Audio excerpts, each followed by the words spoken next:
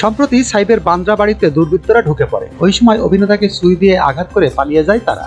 গুরুতর জখম অবস্থায় মুম্বাইয়ের নীলাবতী হাসপাতালে ভর্তি করানো হয় অভিনেতাকে।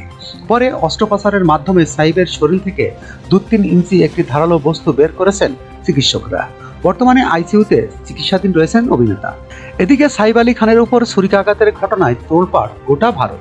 ইতিমধ্যে অভিযুক্ত ব্যক্তি মোহাম্মদ শরীফুল ইসলাম শেহজাদকে গ্রেপ্তারের পর জিজ্ঞাসাবাদ চালিয়ে যাচ্ছে মুম্বাই পুলিশ। অভিনেতার এই সময়ে শারীরিক অবস্থা বিবেচনায় তার কাছে পরিবারের বাইরে কাউকে আসতে দেওয়া হয়নি।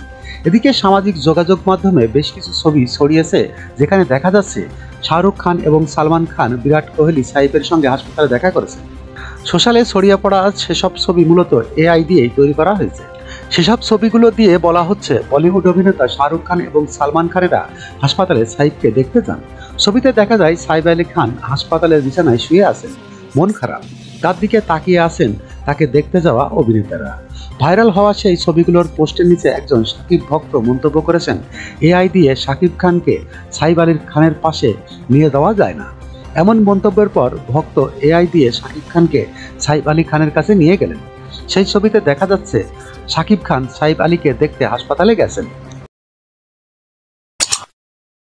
যখনকার খবর তখনই দেখতে চোখ রাখুন সুন 24 টিভিতে। চ্যানেলটি সাবস্ক্রাইব করুন।